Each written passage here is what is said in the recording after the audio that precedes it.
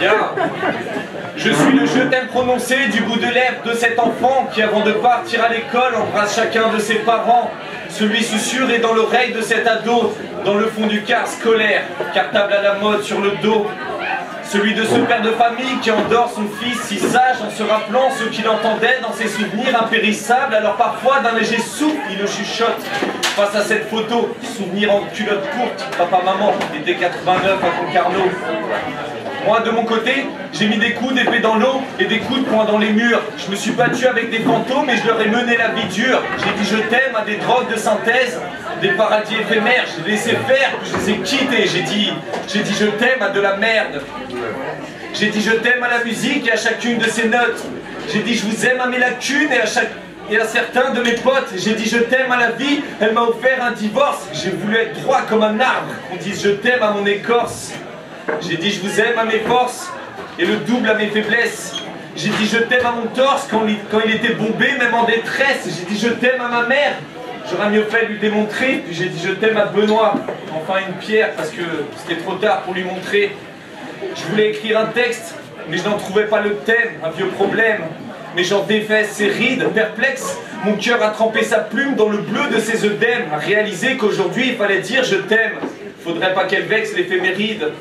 Ça a eu pour l'effet le mérite d'une chose, me rendre compte que j'ai souvent dit sans en comprendre la cause. Je laisse prononcer parce qu'il le fallait, parce que mon âme le criait à tue-tête, parce qu'au resto ça faisait beau, parce que j'appréciais vraiment cet être.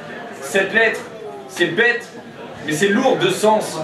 Une sorte de quête sans conquête, mais larmes et dépendance, parfois un affront. Quand c'est lancé à tout va, parfois un bol d'air, comme l'oxygène dans le tuba.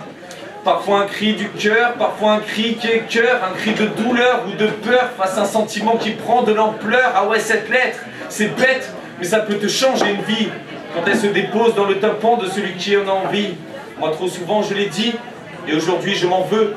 Quand je voudrais le prononcer pour la première fois face à l'éclat de ses yeux, face à elle qui m'a appris à l'articuler avec sens, quand elle se mélange à mes sens, quand on s'engueule et que je comprends que je ne pourrais jamais faire sans, quand soudainement, ces 7 lettres me paraissent un alphabet entier, quand dans ses bras, après nos ébats, alors moi je m'endors le cœur en paix. Alors je lui dis je t'aime, j'en comprends tout son sens, cette lettre qui pèse 21 grammes, quand ses lèvres m'enflamment comme un baril d'essence, trouver celle qui accepte nos torts, au fond, c'est ça que les gens veulent. Si on me dit que l'amour est mort, j'écrirai son nom sur son linceul. Ah ouais Mathilde, tu vas détester, mais je t'aime. Et je le dis devant tous, d'une voix assortie à une putain de grande frousse. Ah ouais Mathilde, je t'aime. Je le répéterai à me rendre bête. Car si le bonheur coûte cher, ton sourire sera ma plus belle dette.